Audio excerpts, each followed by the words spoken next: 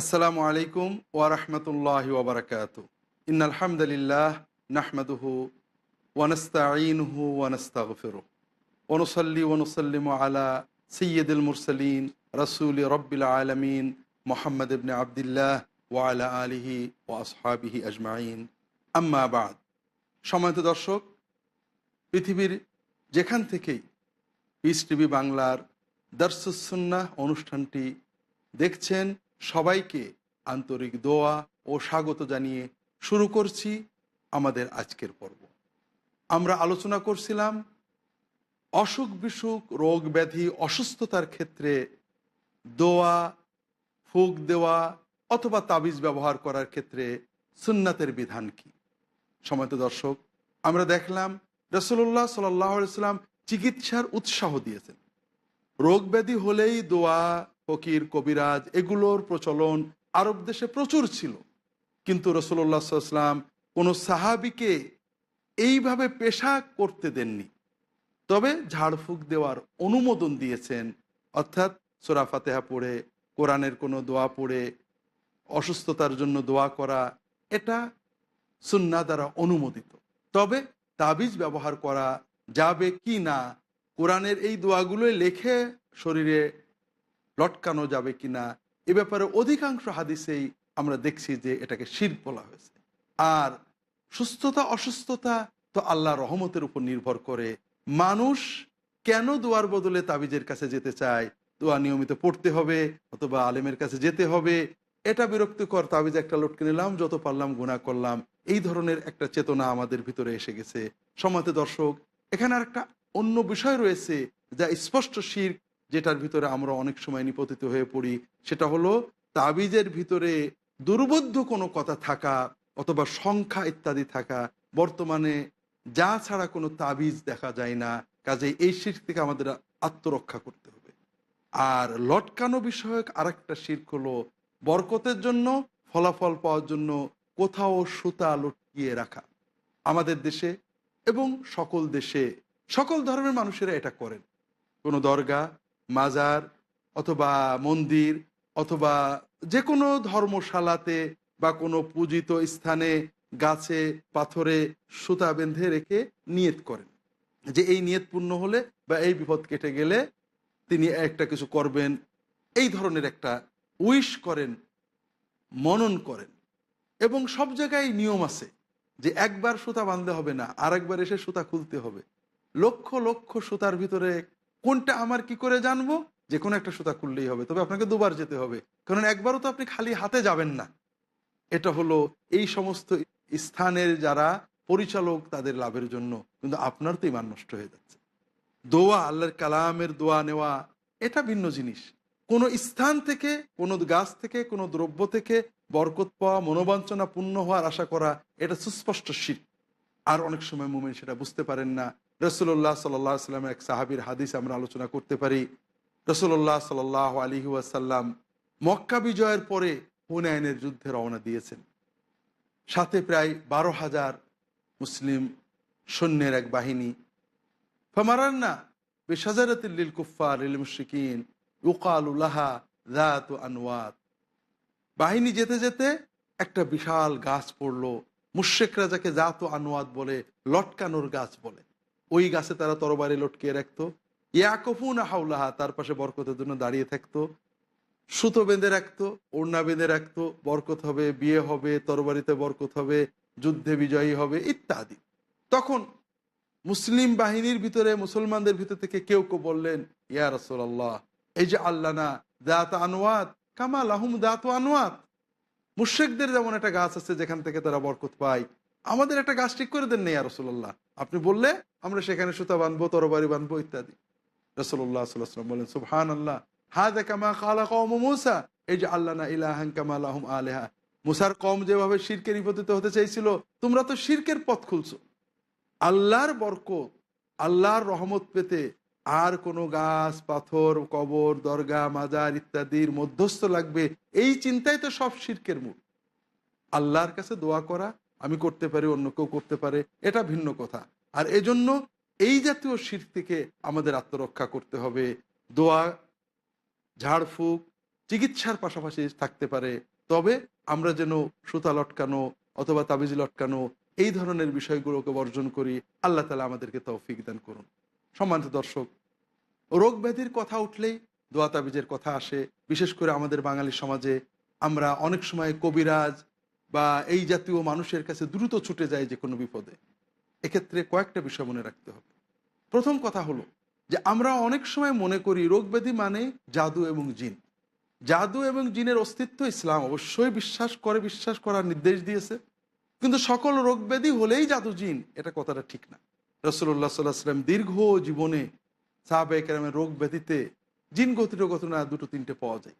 কাজেই কোনো রোগ ব্যাধি হলে, একটু কঠিন হলে অথবা চিকিৎসা হচ্ছে না মনে করলেই জাদু বা জিন মনে করতে হবে, এটা ঠিক না। জিনেরা মানুষদেরকে অসুস্থ করতে পারে, কুমন্ত্রণা দিতে পারে।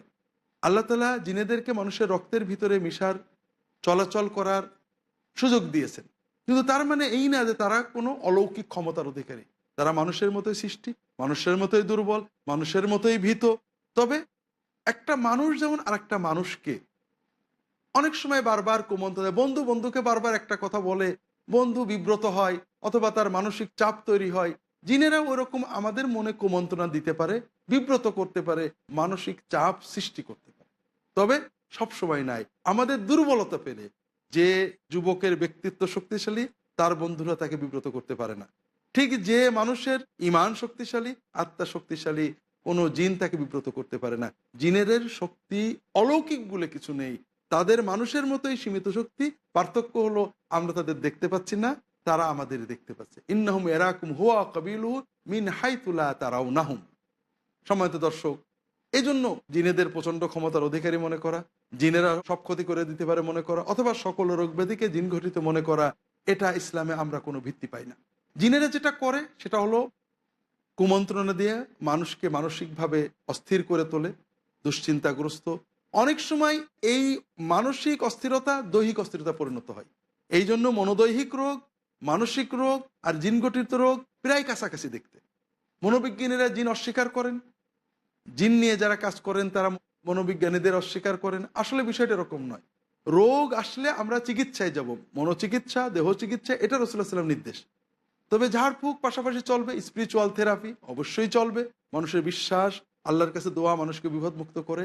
কিন্তু যে কোনো রোগ হলেই জিন বলে মনে করা, জাদু বলে মনে করা, এটা ঠিক নয়। বরং চিকিৎসার পাশাপাশি সুন্নাহসম্মত দোয়া ইত্যাদি করতে হবে। দ্বিতীয় যে বিষয়টা আমাদের মনে রাখতে হবে সম্মানিত দর্শক, যে আমরা রোগ ব্যাধি থেকে মুক্তি চাই, কিন্তু রোগ ব্যাধি থেকে মুক্তির জন্য তো ইমানটাকে বিকিয়ে দিতে পারি না। সমাজে কবিরাজ অথবা গণক এ নামে অনেক মানুষ থাকে। আমরা তাদেরকে অনেক সময় নেককার মনে করি, কারণ তারা আমাদের বিপদের কথা বলে দেয়। তোমার এই বিপদ হয়েছিল, ওই বিপদ হয়েছিল, গায়েবের কথা বলে। আর আল্লাহ রসুল সাল্লাল্লাহু আলাইহি ওয়াসাল্লাম বলছেন, গায়েবের কথা যারা বলে এরা তো কাহেন, গণক, ঠাকুর, পুরোহিত, এদের কাছে গেলেও তোমার ঈমান চলে যাবে। আমরা এটাকে কারামতি অথবা ওই ব্যক্তির অলৌকিকত্ব, ওই ব্যক্তি বেশ বড় সৎ সঠিক মানুষ বলেই এটাকে প্রমাণ হিসেবে গ্রহণ করি। অথচ এটা তার ভণ্ডামি এবং শিরকের প্রমাণ। সাহাবায়ে কেরামগণের জীবন দেখুন, রাসূলুল্লাহ সাল্লাল্লাহু আলাইহি ওয়াসাল্লামের কাছে ওহী আসতো, সেটা ভিন্ন কথা। অনেক সময় কেউ আসলে ওহীর মাধ্যমে তিনি বলে দিতেন। সাহাবায়ে কেরামের জীবন দেখুন, তাদের কাছে কেউ দোয়া নিতে এসেছে, তারা বলেছেন তুমি এই করেছিলে তাই, গোপন কথা কখনো নয়। এগুলো গণক, ঠাকুর, পুরোহিতদের কাজ। এগুলো শয়তান সাধনার মাধ্যমে হয়। কাজেই আপনারা যদি কোনো অসুস্থতার জন্য দোয়ার জন্যও যান, তাহলে দেখতে হবে ওই ব্যক্তি মুত্তাকি কিনা, তার জীবনের শরীয়ত পূর্ণ পালন আছে কিনা, বিশেষ করে ওই ব্যক্তি মনের কথা বলার কোনো প্রবণতা আছে কিনা। আমরা অনেক সময় মনে করি গোপন কথা কি করে জানলো, নিশ্চয় আল্লাহ জানিয়েছেন। না, আল্লাহ তাআলা কারো কাছে ওহী দেন না।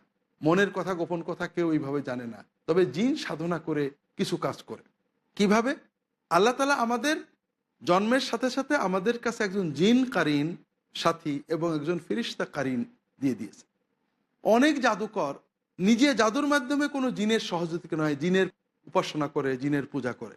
একজন রোগী যখন এই ধরনের জিন সাধক, কাহেন, ঠাকুর, গণক, পুরোহিতের কাছে যাবে, যে নামেই হোক, হুজুর নামে হতে পারে, বুজুর্গ নামে হতে পারে, দরবেশ নামে হতে পারে, এর কাছে যায়, তখন এই সাধকের জিন আমার কারিনের সাথে সংযোগ স্থাপনের চেষ্টা করে। এর কাছ থেকে আমার অতীত কিছু বিষয় জানার চেষ্টা করে, যে আমার সাথী জিন জানে। এই কথাগুলো হয়তো সে বলে, আমরা মনে করি এটা অলৌকিকত্ব, এই লোকটা সত্যিই একেবারে সত্য বুজুর্গ, অথচ লোকটা জিন সাধক মুশরিক। কাজেই এই ধরনের গোপন কথা, গায়েব কথা যারা বলেন, এদের কাছে যে এদের কথা বিশ্বাস করলে ইমান চলে যাবে। আল্লাহ রসুল সাল্লাল্লাহু আলাইহি ওয়াসাল্লাম বলছেন, মান আতা কাহিনান আও আররাফান ফাসাদ্দাকাহু ফিমা ইয়াকুল ফাকাদ কাফারা বিমা উনজিলা আলা মুহাম্মাদিন সাল্লাল্লাহু আলাইহি ওয়াসাল্লাম। যে ব্যক্তি কোনো এই জাতীয় গোপন কথা বলা, ভবিষ্যৎ বা অতীতের না জানা কথা বলার দাবি করে, গণক নামে হোক, ঠাকুর নামে হোক, জ্যোতিষী নামে হোক বা যে কোনো নামে হোক, এদের কাছে যদি কেউ যায়, তার কথা বিশ্বাস করে, তাহলে ওই ব্যক্তি রাসূলুল্লাহ সাল্লাল্লাহু আলাইহি ওয়াসাল্লামের উপরে যা নাজিল হয়েছে এটার প্রতি কাফের বলে গণ্য হবে। অন্য হাদিসে আসছে, যদি শুধু জিজ্ঞাসা করে, ফাসআলু আন শাইইন লাম তুকবাল লাহু সালাতুন 40 লাইলা, 40 দিন পর্যন্ত তার সালাত কবুল হবে না, কোনো ইবাদত আল্লাহ কবুল করবেন না।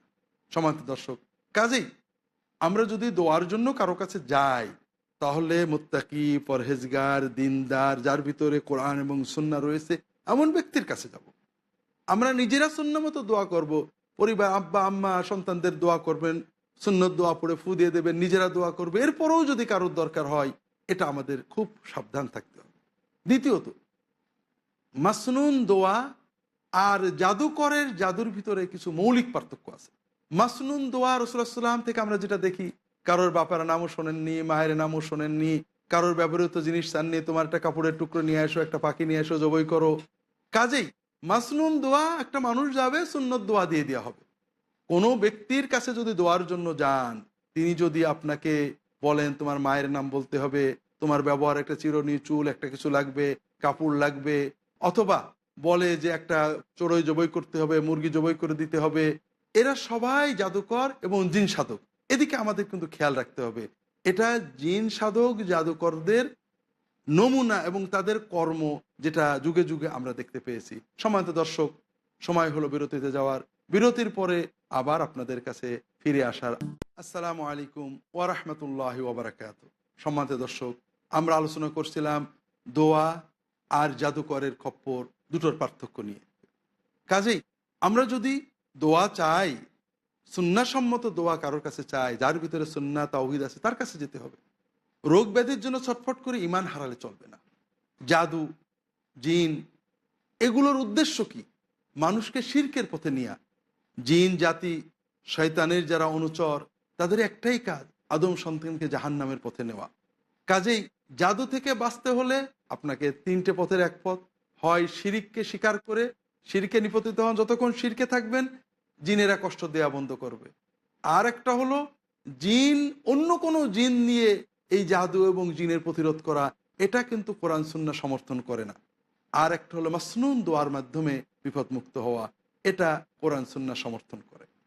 আল্লাহ কোরআন কারিমে বলেছেন, কিছু মানুষ জিনেদের সাধনা করে জিনেদের আশ্রয় গ্রহণ করত, জিনেদের দিয়ে কাজ করাতো, এর মাধ্যমে তারা খুব বেশি লাভবান হয়নি, তাদের কষ্ট, দুঃখ, পরিশ্রম বেড়েছে। কাজে জিনের সাহায্য নেওয়া, জিনেদের দিয়ে কিছু করানোর চেষ্টা করা, জিন সাধনা করা, জিন বন্দী করা, এগুলো সব শরিয়া বিরোধী কর্ম। এগুলো থেকে আমাদেরকে আত্মরক্ষা করতে হবে। এর বিপরীতে আমরা যদি কোনো জাদুকরের কাছে যাই, তাহলে ওরা কি করবে? প্রথমত আমাদের প্রতারণা করবে। হয়তো শিরিক মেনে নিলাম, আমাদের একটা দোয়া শিখিয়ে দিল, হয়তো কোরআনের আয়াত, তার সাথে কিছু কথা যেগুলো শিরকি কথা, তার শয়তান, তার দেবতা, তার যে জিনের সে আরাধনা করে, এটার নাম ঢুকিয়ে দিল। আপনাকে বললো একটা মুরগি জবাই করতে হবে, হয়তো বিসমিল্লাহ বলেই বলবেন, তার সাথে দু একটা ছোট বাক্য দিয়ে দিল, যার মাধ্যমে শিরিকটা প্রতিষ্ঠিত হলো। এভাবে আপনাকে শিরকের ভিতরে নিপতিত করবে। কাজেই এই জাতীয় মানুষদের খপ্পর থেকে বাঁচতে হবে। আর এভাবে রোগ ব্যাধি থেকে মুক্তি পাওয়া যায় না। অনেক মানুষ এই ধরনের মানুষের কাছে যাচ্ছে, রোগ ব্যাধি সারে না, কিন্তু ইমানটা হারিয়ে যাচ্ছে। আমরা যেটা করব সেটা হলো, প্রথমত সকল রোগ ব্যাধিকে মনোদৈহিক বলে চিন্তা করব, বৈজ্ঞানিক চিকিৎসা নেওয়ার চেষ্টা করব। দ্বিতীয়ত, এই ধরনের রোগ ব্যাধিতে আমরা সুন্নাহসম্মত দোয়া ইত্যাদির মাধ্যমে এটা থেকে মুক্ত হওয়ার চেষ্টা করব। এই জাতীয় দোয়া রাসূলুল্লাহ সাল্লাল্লাহু আলাইহি ওয়াসাল্লাম অনেক শিখিয়েছেন। সকাল সন্ধ্যায় পড়া, গায়ে পড়ে ফু দেওয়া, পড়ে পানি খাওয়া, এটাও সাহাবী তাবেঈনদের অনেকে অনুমোদন করেছেন। এগুলো করা যেতে পারে। সর্বোপরি আমরা যদি সুন্নাহসম্মত নিয়ম মেনে চলি, সকাল সন্ধ্যার জিকিরগুলো ঠিক করে করি, দোয়াগুলো ঠিক করে পড়ি, যে দোয়াগুলো সকালে পড়লে সন্ধ্যায় পড়লে কোনো জিন কোনো নজর দিতে পারে না, এগুলো আমরা করি, আল্লাহ আমাদের হেফাজত করবেন। যেমন সহিহ বুখারীর হাদিস এসেছে, যদি কেউ সকালবেলায় ১০০ বার পড়ে লা ইলাহা ইল্লাল্লাহু ওয়াহদাহু লা শারীকা লাহু লাহুল মুলকু ওয়া লাহুল হামদু ওয়া হুয়া আলা কুল্লি শাইইন কাদির, অন্যান্য সওয়াবের পাশেও রাসূলুল্লাহ সাল্লাল্লাহু আলাইহি ওয়াসাল্লাম বলছেন কানা হিজরাম মিনাশ শাইতান, ওই দিন শয়তান তার কাছে আসতে পারবে না। যদি কেউ বিছানায় শোয়ার সময় অন্যান্য সন্ধ্যার দোয়া সকালের দোয়ার পাশাপাশি সে বলে আউযু বিকালিমাতিল্লাহি তাম্মাতি মিন গাযাবিহি ওয়া ইকাবিহি ওয়া মিন শাররি ইবাদিহি ওয়া মিন হামাযাতিশ শায়াতিন ওয়া ইয়াহদুরুন, তাহলে পারে রাত্রে কোনো শয়তান তাকে কষ্ট দিতে পারে না। এই জাতীয় দোয়াগুলো আমাদেরকে মাসনুন দোয়ার গ্রন্থ থেকে ভালো আলেমদের থেকে শিখে নিজেরা আমল করতে হবে। এভাবেই আমরা প্রতারকদের খপ্পর থেকে বাঁচতে পারবো, জাদু জিন ইত্যাদি থেকেও বাঁচতে পারবো। সম্মানিত দর্শক, রোগ ব্যাধির ক্ষেত্রে আরেকটা বিষয় আছে, যেটা হলো বদনজর নামে আমরা জানি। ইসলাম এই বদনজর যে বাস্তব এটা স্বীকার করে। আল আইনু হক, রাসূলুল্লাহ সাল্লাল্লাহু আলাইহি ওয়াসাল্লাম বলেছেন চোখের দৃষ্টির ভিতরে ঈর্ষা মানুষকে প্রভাবিত করতে পারে, এটা সত্য। কাজেই এজন্য আমাদেরকে উভয় দিক থেকে সতর্ক হতে হবে। একটা হলো কোনো মুসলিম যদি কোনো বিষয় দেখে অবাক লাগে তাহলে দোয়ার সাথে উল্লেখ করতে হবে, বরকতের দোয়া করতে হবে, মাশা আল্লাহ বলতে হবে ইত্যাদি। আর আমরা সবাই সকাল সন্ধ্যা রাসূলুল্লাহ সাল্লাল্লাহু আলাইহি ওয়াসাল্লামের শেখানো দোয়াগুলো পড়বো, সন্তানদেরকে পড়াবো। আউযু বিকালিমাতিল্লাহি তাম্মাতি মিন কুল্লি শাইতানিন হাম্মা ওয়া আইনিন লাম্মা। আমরা আল্লাহর কাছে সকালে সন্ধ্যায় ৩ বার করে পড়ব যে আমি আল্লাহর পরিপূর্ণ বাক্যের আশ্রয় নিচ্ছি সকল শয়তান, সকল সরীসৃপ সাপ বিচ্ছু থেকে এবং সকল বদনজর থেকে। এটা আমাদেরকে সকল বদনজর থেকে হেফাজত করবে। আল্লাহ রসুল সাল্লাল্লাহু আলাইহি ওয়াসাল্লাম রুকিয়া শিখিয়েছেন। রাসূলুল্লাহ সাল্লাল্লাহু আলাইহি ওয়াসাল্লাম অসুস্থ হলেন, জিবরাইল আলাইহিস সালাম তাকে এসে দোয়া করলেন এবং এই দোয়া রাসূলুল্লাহ সাল্লাল্লাহু আলাইহি ওয়াসাল্লাম অন্য সাহাবীদের শিখিয়েছেন। বিসমিল্লাহ আরকিক মিন কুল্লি শাইইন ইদিক মিন কুল্লি নাফসিন আও আইনিন হাসিদিন আল্লাহু ইয়াশফিক বিসমিল্লাহ আরকিক। আমি আল্লাহর নামে তোমার জন্য দোয়া করছি, তোমাকে ঝাড়ছি সকল বদনজর এবং সকল দুষ্টু হিংসুক মানুষ থেকে প্রাণী থেকে আল্লাহ তোমাকে সুস্থ করে দেন। আমি আল্লাহর নামে তোমাকে ফুঁক দিচ্ছি, ঝাড়ছি। এই দোয়া আমরা করতে পারি, পিতামাতা অন্য যে কেউ করতে পারেন।